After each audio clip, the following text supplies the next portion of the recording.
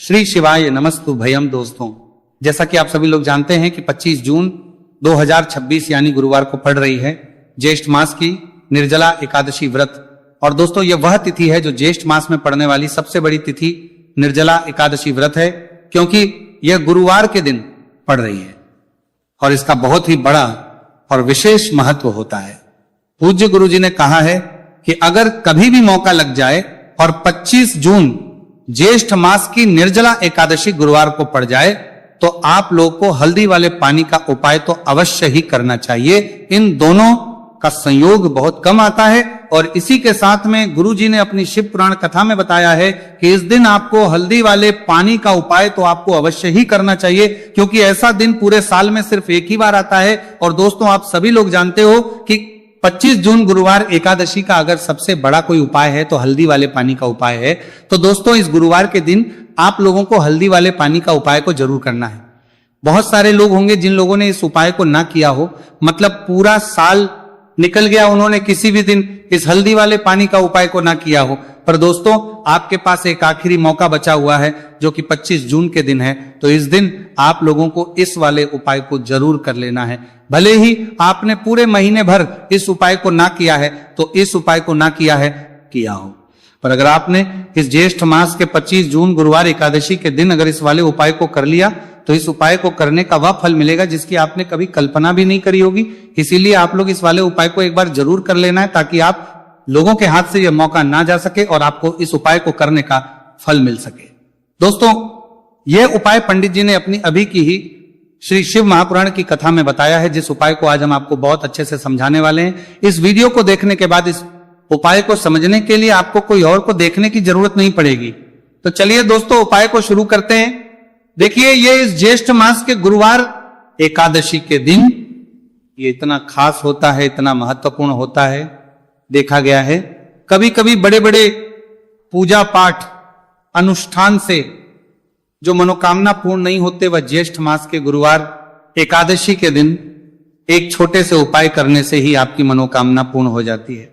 और बहुत सारे लोगों ने इसको किया भी है और उनको इस उपाय को करने का फल भी जरूर मिला है। अगर आप लोग भी इस उपाय को करना चाहते हैं तो आप इस उपाय को पहले अच्छे से समझ करने को मिलता है, सुन लेना, उसके बाद करना। आपको इस उपाय का फल जरूर मिलेगा और इस उपाय को कर लेने से आपके घर में चाहे किसी भी प्रकार की दुहक और समस्या क्यों ना चल रही हो, आपको उसका कारण भी नहीं पता है कि भाई ये समस्या किस कारण से चल रही है। उसका कुछ भी कारण हो सकता है, जैसे पितृदोष हो सकता है या किसी भी तरह का मंगल दोष भी हो सकता है। तो इस दिन आप लोगों को ये वाला उपाय कर लेना है। ये एक ऐसा उपाय है जिस उपाय को अगर किसी विशेष दिन पर किया जाए तो भाई उस विशेष दिन का जो है वह तो हमें मिलता ही मिलता है। पर हमने उस दिन पर इस उपाय को किया है तो हमें उससे भी बड़ा फल मिलता है और फल बहुत जल्दी मिलता है, क्योंकि आप इस उपाय को बहुत ही बड़े और विशेष दिन पर कर रहे हो। तो चलिए अब के बारे में बात करते हैं। लेकिन उससे पहले आप लोगों को यह जानना आवश्यक है कि आखिर ये उपाय किस समय करना है, किसको करना है और कैसे करना है।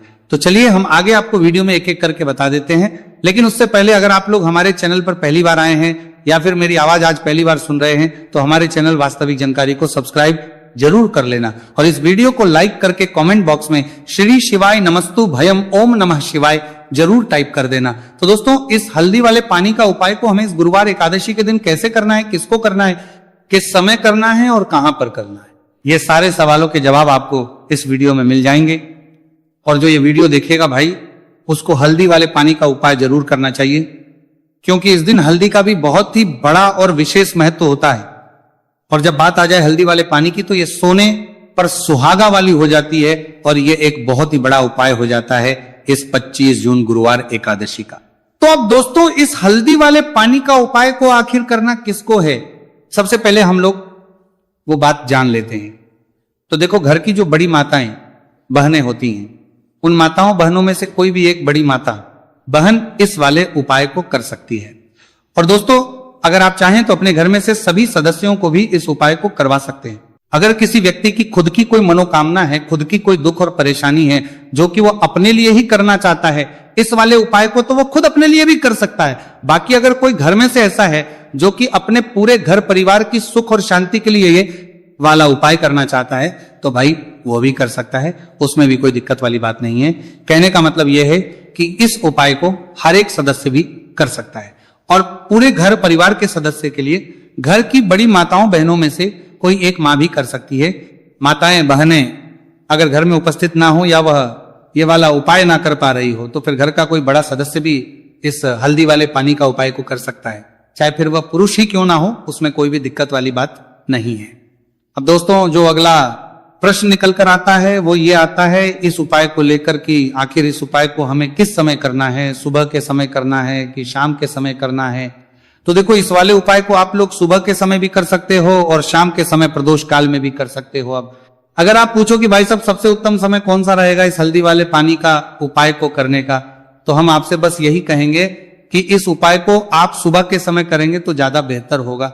बाकी अगर प्रदोष काल शाम के समय भी करेंगे तो भी अच्छा होगा, उसमें कोई भी दिक्कत वाली बात नहीं है। तो अब दोस्तों जो अगली सबसे बड़ी और महत्वपूर्ण बात आती है वह यह आती है कि अगर हम उपाय को करेंगे तो हमें कितने बजे से लेकर कितने बजे तक के बीच में करना है, और शाम के समय प्रदोष काल में करेंगे तो हमें कितने बजे से लेकर कितने बजे के बीच में करना है। तो देखो सुबह जितनी जल्दी हो सके आप उपाय को करने की कोशिश करना। बाकी अगर किसी कारणवश लेट भी हो जाओ, थोड़ी देर भी हो जाए, तो 10 या 11 बजे तक भी आप उपाय कर लेना, पर 12 बजे से ज्यादा देरी ना हो, ठीक है, इस बात का ध्यान रखना। उसके बाद में दोस्तों अगर शाम के प्रदोष काल की बात करें, प्रदोष काल का जो समय है होता है वह शाम के 6 बजे से शुरू हो जाता है। मतलब शाम के 6 बजे से लेकर 7 बजे के बीच का जो समय होता है यह समय प्रदोष काल का समय होता है। तो आप इस उपाय को 7 या 8 बजे के बीच में भी कर सकते हो। मतलब शाम के 6 बजे से रात 8 बजे के बीच में आप कभी भी इस वाले उपाय को कर सकते हो, उसमें कोई भी दिक्कत वाली बात नहीं है। तो ज्येष्ठ मास के शुक्ल पक्ष की एकादशी को निर्जला एकादशी का पर्व मनाया जाता है और इस बार यानी साल 2026 में निर्जला एकादशी पर 3 दुर्लभ संयोग एक साथ बन रहे हैं। ऐसे में अगर आप हल्दी वाले पानी का उपाय कर लेते हैं तो ऐसा समझ लीजिए भाग्य आपका चमकता है और निर्धनता हमेशा के लिए घर से दूर हो जाती है। अब जो लोग धन की कामना करते हैं, चाहते हैं कि धन से घर भरा रहे और धन जो है घर में आता रहे, तिजोरी धन से भरी रहे, निर्धनता जल्दी से दूर हो जाए, तो आप समझ लीजिए कि हल्दी वाले पानी का उपाय आपके जीवन में महा चमत्कार करने वाला है। क्योंकि यहां पर सीधे सीधे आपको श्री हरि विष्णु की कृपा और उनका आशीर्वाद मिल जाता है। क्योंकि हल्दी जो है ये श्री हरि विष्णु से ही जुड़ी है और साथ ही साथ धन को बढ़ाने का काम बहुत तेजी के साथ हल्दी करती है। तो साल की सारी एकादशी में सबसे बड़ी एकादशी होती है और इस दिन से सारे शुभ और मांगलिक कार्य शुरू हो जाते हैं। मां तुलसी बहुत ही प्रसन्न होती है और अपने भक्तों की मनोकामना को पूरा करती है। और इस दिन यदि कोई भी व्यक्ति सच्ची श्रद्धा से सही तरीके से हल्दी का ये उपाय कर लेता है तो वह व्यक्ति अपने जीवन में सारी समस्याओं को, सारे कष्टों को, सारे दुखों को अपने जीवन से दूर कर देता है। तो हल्दी का पानी जब आप अपने घर में डालेंगे ना, केवल आपके घर में धन आएगा, धन बढ़ेगा, बल्कि और भी जो आपके जीवन में दुख बीमारियां हैं, घर में क्लेश है, कष्ट है, सारे के सारे आपके जीवन से दूर होते हैं। क्योंकि यहां पर श्री हरि विष्णु के साथ मां लक्ष्मी की कृपा भी आपको मिलती है। साथ ही साथ आपको बता दें कि हल्दी जो है यह सुख और समृद्धि का प्रतीक मानी जाती है। जितने भी मांगलिक का हम करते हैं, शादी विवाह है ना, उनमें सभी में हम हल्दी जरूर लेते हैं। क्योंकि हल्दी सकारात्मक ऊर्जा को बढ़ाने का भी काम करती है, सकारात्मकता का प्रतीक होती है। और हल्दी जो है ये आपके घर में सुख समृद्धि को से बढ़ाती है। इसी के साथ जो लोग अपने घर में नकारात्मक शक्ति से परेशान हैं, बुरी शक्तियां अगर घर में आती है, घर में नजर पैसे को लगती है, व्यक्ति को लगती है, तब भी यह उपाय आपको बहुत लाभ देने वाला है। क्योंकि हल्दी जो होती है सारी नेगेटिविटी को, बुरी शक्तियों को, नकारात्मक ऊर्जा को हमें आपके घर से दूर करती है। जब भी आप हल्दी का उपाय करते हैं, हल्दी वाले पानी का उपाय करते हैं, चलिए बात करें कि कैसे हल्दी के पानी से आप अपने भाग्य को रातों रात चमका सकते हैं, मां लक्ष्मी और श्री हरि विष्णु की कृपा प्राप्त करके। तो देखिए सबसे पहले तो आपको इस दिन एकादशी, जिस दिन है एकादशी, सुबह स्नान कर करके आपको स्वच्छ वस्त्र धारण करने हैं। अगर आपके पास पीले रंग के वस्त्र हो तो कोशिश करें इस दिन पीले रंग के वस्त्र आप पहने। इसके अलावा आपको क्या करना है, एक लोटे में या किसी भी बर्तन में, ठीक है ना, शुद्ध जल आपको लेना है। उसके अंदर आपको थोड़ी सी पीसी हुई हल्दी डालनी है और थोड़ा सा डालना है गंगा जल, ठीक है ना। अब आपको क्या करना है, इस जल का छिड़काव अपने पूरे घर में करना है। लेकिन छिड़काव करेंगे कैसे? सबसे पहले घर के मंदिर में छिड़काव करेंगे। ओम नमो भगवते वासुदेवाय नमः, यह मंत्र बोलेंगे। अगर मंत्र ध्यान नहीं रहता है तो जय श्री हरि विष्णु, जय महालक्ष्मी, बोलते हुए हल्दी वाले पानी का छिड़काव घर के मंदिर में करना है सबसे पहले। इसके बाद घर में भी कमरे हैं, जितने भी रूम्स हैं वहां पर छिड़काव करेंगे। घर का जो ईशान कोण है यानी कि उत्तर और पूर्व के बीच की दिशा, यहां पर तो विशेषकर आपको इस पानी का छिड़काव करना है, जो हल्दी वाला पानी आपने तैयार करा है। इसके बाद आपको अपने घर के मुख्य द्वार पर जरूर से छिड़काव करना है, अंदर की तरफ भी और बाहर की तरफ भी। आपका मुख्य द्वार यानी कि लकड़ी का जो आपका दरवाजा है, ठीक है ना, वहां पर अंदर की तरफ भी हल्दी वाले पानी का छिड़काव करेंगे और बाहर की तरफ भी छिड़काव करते करते जय श्री हरि विष्णु, जय महालक्ष्मी, ओम नमो भगवते वासुदेवाय नमः, ओम नमो भगवते वासुदेवाय नमः, इस मंत्र का जाप करते करते आपको इस हल्दी वाले पानी का पूरे घर में एकादशी वाले दिन को छिड़काव करना है। इसके बाद एक गोलबाती का दीपक तैयार करेंगे श्री हरि विष्णु के लिए, शुद्ध घी इस दीपक में भरना है और रोई की गोल बाती लगाकर देसी घी से भरकर यह दीपक तैयार करने के बाद आपको अपने घर के मंदिर में श्री हरि और मां लक्ष्मी के सामने लगाना है। यह उपाय करने से हमेशा सुख और वृद्धि में भी वृद्धि होती है और हमेशा निरंतर आपके घर में धन का जो प्रभाव है वो बना रहता है। और कभी भी आपके घर में ऐसा नहीं होता कि आज आपके घर में पैसा है और कल नहीं है। बहुत सारे घर आपने ऐसे देखे होंगे जहां धन तो आता है लेकिन थोड़े समय के लिए, लेकिन अगर ये उपाय आप करते हैं तो स्थिर लक्ष्मी का आपके घर में वास होता है, धन का प्रवाह निरंतर घर में बढ़ता रहता है। इसी के साथ आपको बता दें कि एकादशी पर अगर आप एक चुटकी जल में हल्दी डालकर स्नान कर लेते हैं तो सौभाग्य की आपको प्राप्ति होती है। जो लोग कहते हैं कि भाग्य का साथ नहीं मिलता है, भाग्य में दुख लिखा है, कष्ट लिखे हैं, हमारे तो भाग्य में ही निर्धनता लिखी है, जिनको ऐसी समस्याएं हैं कि हाथ में पैसा नहीं आता है और अगर आता है तो हाथ में रुकता नहीं है या धन आने का रास्ता ही आपको नहीं मिल पाता है। आप बहुत कोशिश करते हैं कि धन कैसे प्राप्त करना है, लेकिन धन आप प्राप्त नहीं कर पाते हैं। मां लक्ष्मी की कृपा आपको नहीं मिल पा रही है तो हल्दी डालकर स्नान कर लें।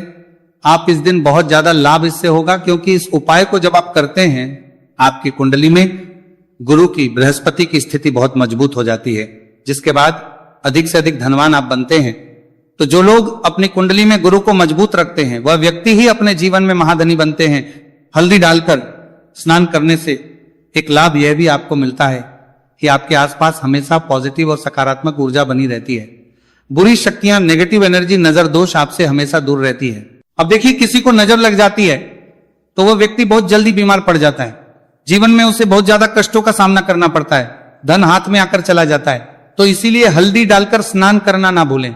हल्दी डालकर अगर आपके घर में बहुत धन संपदा की कमी है तो गुरुवार के गुरुवार हल्दी डालकर स्नान करना आप स्टार्ट कर दें और फिर देखें थोड़े समय में ही आपको कैसे अपने भाग्य का साथ मिलता है। तो जिन्हें भाग्य का साथ मिलता है उन्हें अपने जीवन में सब कुछ बहुत आसानी से मिल जाता है। एक उपाय इस दिन आपको और करना है, हल्दी से ही जुड़ा हुआ है।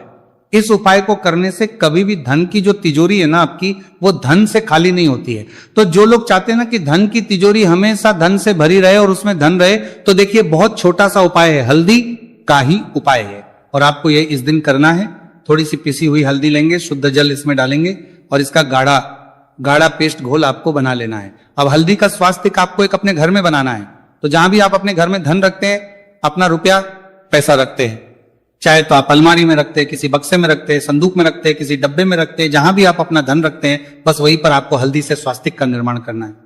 स्वास्तिक जो होता श्री हरि विष्णु का आसन और मान लक्ष्मी का स्वरूप होता है। और जब भी आप अपनी तिजोरी में निर्जला एकादशी पर स्वास्तिक का निर्माण कर देते हैं, विशेषकर साल की सबसे बड़ी निर्जला एकादशी जिस दिन है, ऐसा समझ लीजिए कि कभी भी आपके धन में कमी नहीं आएगी और दिन पर दिन आपका धन बढ़ता चला जाएगा, क्योंकि यहां पर मां लक्ष्मी और श्री हरि विष्णु दोनों एक आ जाते हैं स्वस्तिक में। तो आज की वीडियो में बहुत अच्छे से